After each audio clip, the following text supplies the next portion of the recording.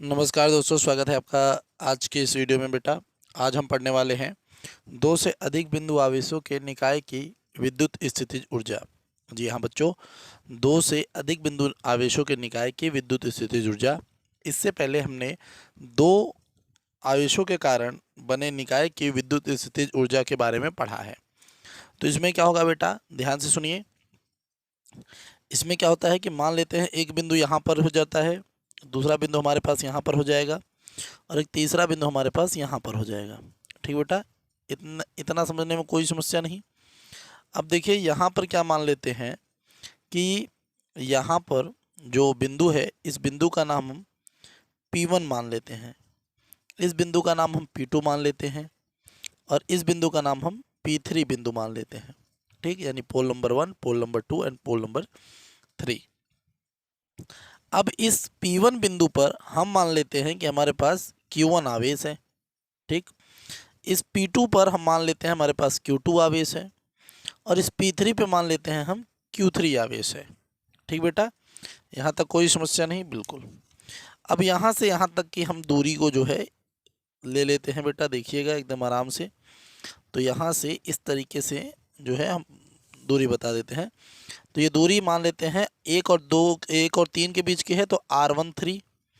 ठीक, इसी तरीके से यहाँ पर इसके बीच की जो दूरी होगी उसे हम क्या कह देंगे, R12। ठीक, और यहाँ पर क्या है, 2 और 3 के बीच की दूरियाँ हैं। यहाँ पर आपके पास 2 और 3 के बीच की दूरियाँ हैं, तो इसे हम क्या कह देंगे बेटा, इसे हम बोल देंगे R23। ठीक बेटा, कोई समस्या नहीं। तो यहाँ पर क्या बताया मैंने अभी कि एक पोल नंबर 1 है जहाँ पर हमारे पास Q1 आवेश है, एक P2 है जहाँ पे Q2 आवेश है, एक P3 बिंदु है जहाँ पर हमारे पास Q3 आवेश है। P1 और P3 के बीच की जो दूरी होगी वो R13 है, जो P1 और P2 के बीच की दूरी है वो R12 है, जो P3 और P2 के बीच की दूरी है वो R23 है। ठीक बेटा, तो हमें इनके कारण जो इस निकाय को बनाने में स्थितिज ऊर्जा हमें मिल रही है उसी के बारे में हमें गणनाएं करनी है। तो सबसे पहले देखिए, हमें इसमें लिखना क्या होता है बेटा, बहुत ही इंपॉर्टेंट चीज़ है कि हम इसमें लिखेंगे क्या।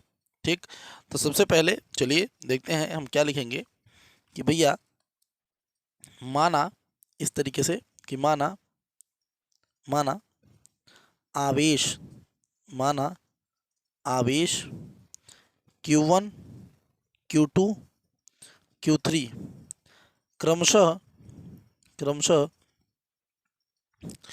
P1, P2 व P3। ठीक, P1, P2, P3 पर स्थित है। ठीक बेटा, स्थित है। एकदम इतना तक तो कोई समस्या नहीं कि ये जो मैंने बताया वही मैंने लिखा कि Q1, Q2 और Q3 को हमने P1, P2, P3 के जगह पर रख दिया। ठीक, अब जो है तब तब जो हमारी पहली कंडीशन होगी, जो हमारी पहली कंडीशन है उस कंडीशन पर हम ध्यान देते हैं। जो हमारी पहली कंडीशन है, तो ये हमारी पहली कंडीशन क्या कहती है कि भैया देखिए, जब शुरुआत हुई होगी उस समय हमारे पास ना तो ये Q2 रहा होगा ना ये Q3 रहा होगा। देखिए ध्यान से सुनेगा, ना तो हमारे पास ये Q3 रहा होगा ना तो ये Q2 रहा होगा। तो हमने अनंत से क्या किया था, हमने Q1 को P1 तक लाया होगा। ठीक बेटा, इस बात को समझिएगा कि मैं यहाँ पे जो है एक यहाँ पे बता रहा हूँ। जैसे मान लेते हैं अनंत से हम Q1 को लाके जब P1 पर रखे होंगे, जब हम Q1 को लाकर P1 पर रखे होंगे तो इस समय इन बिंदुओं पर तो कुछ नहीं था ना। देखिए ये आपका P2 बिंदु हो गया, ये आपका P3 बिंदु हो गया, तो इस समय तो इन पर कुछ नहीं है ना, इन तीनों पर कोई आवेश नहीं था। तो हमने अनंत से क्या किया, Q1 को लाया। तब देखिए क्या लिखेंगे कि Q2 व Q3, Q2 व Q3, यहाँ पर ध्यान दीजिएगा कि Q2 व Q3 की अनुपस्थिति में, की अनुपस्थिति में, की अनुपस्थिति में Q2 व Q3 की अनुपस्थिति में, ठीक, इस बात को ध्यान दीजिएगा। ठीक, तो जब हम Q2 देखते हैं, क्या देखते हैं बेटा कि जब हमारे पास Q2 और Q3 नहीं है, जब हमारे पास Q2 और Q3 नहीं है उस समय हम क्या देखते हैं कि Q1 को P1 तक लाने में किया गया काम या कार्य हम कह सकते हैं। ठीक, क्या कह सकते हैं, कार्य। तो देखिए अभी जब हम यहाँ पर Q1 को लाए हुए हैं, जब यहाँ पर हम Q1 को लाए हुए हैं तो यहाँ पर कुछ नहीं है, जिसके कारण हमें काम क्या करना पड़ेगा बेटा, एकदम W इज इक्वल टू 0। ठीक, यहाँ पे कोई कार्य नहीं होगा। तो यहाँ पे ये हमारे पास समीकरण नंबर 1 बन के यहाँ पे रेडी हो जाएगा। ठीक बेटा, यहाँ पर हमारे पास ये रेडी हो गया।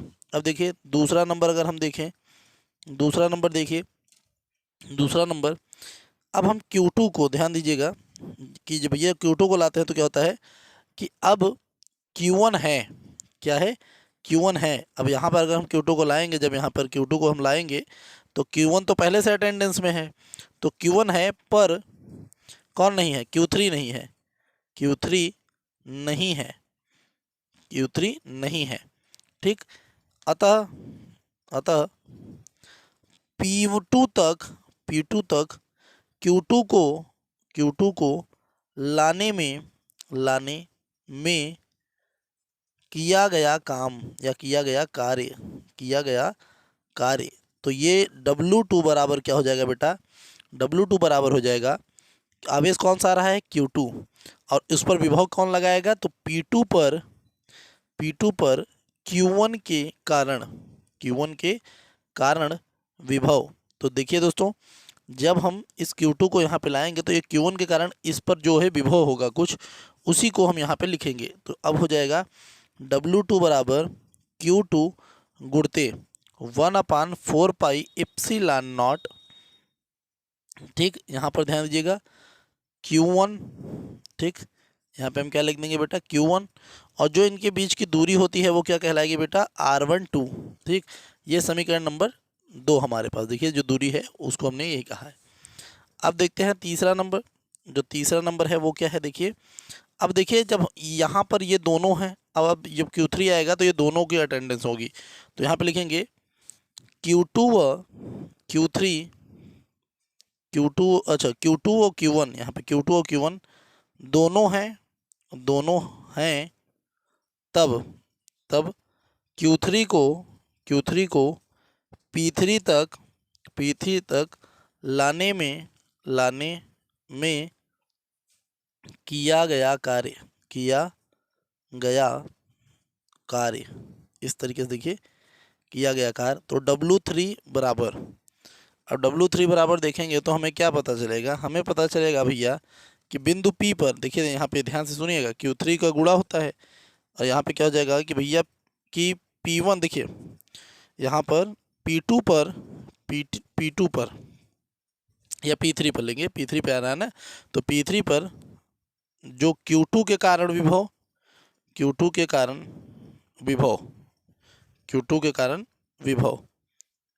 ठीक, एक मिनट बेटा थोड़ा यहाँ ध्यान दीजिएगा। तो यहाँ पर W3 हम निकालेंगे, तो W3 निकालेंगे तो क्या करेंगे, Q3 मल्टीप्लाई कोष्ठ में P3 पर Q2 के कारण विभव, ठीक, प्लस P3 पर Q1 के कारण विभव। ठीक, ये याद रखिएगा, विभव इनके कारण। तो यहाँ पर अगर हम निकालेंगे तो देखिए W3 बराबर Q3 को ऐसे हम बाहर लिख देंगे। अब देखिए 1/4 पाई एप्सिलॉन नॉट को हम K लिख सकते हैं, कोई समस्या नहीं है, K लिख देते हैं। अब देखिए यहाँ पे क्या हो जाएगा, Q1, अच्छा यहाँ पे Q2 है तो Q2 लिख देंगे, Q2, और बीच की दूरी क्या हो जाएगी बेटा, ये हो जाएगी हमारे पास R23, फिर प्लस का चिन्ह। अब देखिए KQ1 और यहाँ पे हो जाएगा R13, ये समीकरण नंबर 3 हो जाएगा हमारे पास। ये क्या हो जाएगा बेटा, समीकरण नंबर 3। अब क्या करना पड़ेगा, ध्यान दीजिएगा, अब हमें करना है ऐड, सभी को उठा के क्या करना पड़ेगा भैया, ऐड करना पड़ेगा ना। अब सभी को हम उठा के क्या करेंगे, सभी को एक तरफ से ऐड करेंगे। तो चलिए देखिए क्या किस तरीके से ऐड किया जाएगा इनको, ये एक बेहद रोचक चीज़ रहेगा हमारे पास। ठीक बेटा, ध्यान देते हैं कि अगर इनको हम ऐड करते हैं तो क्या होगा। देखिए तो अब हम यहाँ पे क्या लिखेंगे कि भैया इन लोगों को अलग अलग जब हमने बनाया तो इस तरीके से सिस्टम दिखा। अब देखिए संपूर्ण निकाय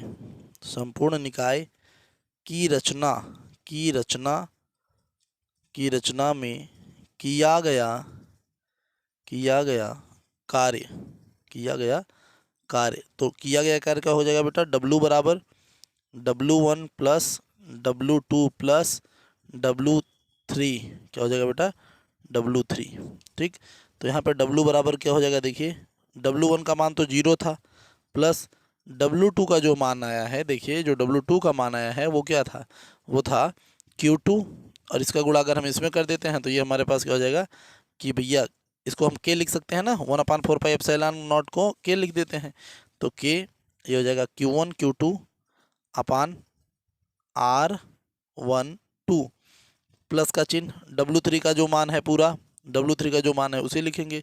अगर इसका गुणा हम यहाँ पे कर देते हैं तो यहाँ पे क्या हो जाएगा, K Q2 Q3 बटा R23 प्लस, फिर देखिए Q3 का गुणा उधर कर देंगे तो K Q1 Q3 बटा R13, ये इस तरीके से। ठीक, यहाँ तक हो जाएगा। अब देखिए यहाँ पर अगर हम ध्यान दें, यहाँ पर अगर हम ध्यान दें तो हम यहाँ से K कॉमन कर सकते हैं, देखिएगा तो ये 0 का वैल्यू तो वैसे भी कुछ नहीं होगा, तो W बराबर यहाँ से अगर हम K कॉमन कर देते हैं तो अंदर क्या क्या बचेगा, ध्यान दीजिएगा, अंदर बचेगा Q1 Q2 अपान R12 प्लस Q1 Q3 बटा R23 प्लस Q1, देखिए यहाँ पे, अच्छा यहाँ पे Q2 है, यहाँ पे Q2 है, Q1 Q3 बटा R13, ये इस तरीके से, ये इतना हो जाएगा। ठीक बेटा, अब याद रखना है आपको, यहाँ पर याद रखना है कि ये जो W है, जो ये W है, यही हमारी क्या कहलाती है, विद्युत स्थितिज ऊर्जा, यानी जो काम होता है वो इसमें संचित रूप से हो जाता है, इसलिए यहाँ पर हम W की जगह पे U यूज़ कर सकते हैं। क्या यूज़ कर सकते हैं, U यूज़ कर सकते हैं। ठीक, तो देखिए अब इसको हम किस प्रकार से लिखते हैं, तो अब हम यहाँ पे 1/2 का गुणा करते हैं, इसमें ध्यान दीजिएगा 1/2 का गुणा क्यों होता है, क्योंकि इस समीकरण में केवल आधे ही पद होते हैं, इसलिए इसका 1/2 से गुणा करना ज़रूरी हो जाता है ना, तो इसलिए हमने के लगाया, सिग्मा का चिन्ह लगाया, यहाँ पे हम 3 तक लेके गए हैं, देखिए 3 पदों तक लेके गए हैं, तो यहाँ पर हम इस तरीके से लिख सकते हैं, देखिएगा बेटा ध्यान से कि यहाँ पर हम 3 आवेशों के लिए हमने 3 लिखा, उसके बाद हम यहाँ पे लिखेंगे Q I और ये यहाँ पे हो जाएगा Q J। ठीक, और यहाँ पे हो जाएगा हमारे पास R I J। ठीक बेटा, ध्यान दीजिएगा, तो इतने पदों के लिए तो हम इतना लिख सकते हैं। अगर बस आपके पास यहाँ पे n आवेश हों, कितने आवेश हों दोस्तों, n आवेश हों, ध्यान दीजिएगा, अगर n आवेश हों तो उस स्थिति में आपको क्या करना है, U बराबर 1/2 K सिग्मा, ऊपर n लिखिए और उसके बाद Q1 से लेके जा सकते हैं आप, कोई समस्या नहीं है, फिर यहाँ पे R I J। ठीक, ये ध्यान दीजिएगा, यहाँ पे R I J, इस तरीके से आप इसको लिख सकते हैं। ठीक दोस्तों, तो यही आपका जो है रियल उत्तर आपका, ये 3 आवेशों के लिए तथा ये n आवेशों के लिए, यानी एक से ज़्यादा आवेशों के लिए आप इसको लिख सकते हैं। दोस्तों वीडियो कैसी लगी ज़रूर बताइएगा, हम आपसे मिलेंगे अगली वीडियो में, तब तक के लिए जय हिंद जय भारत।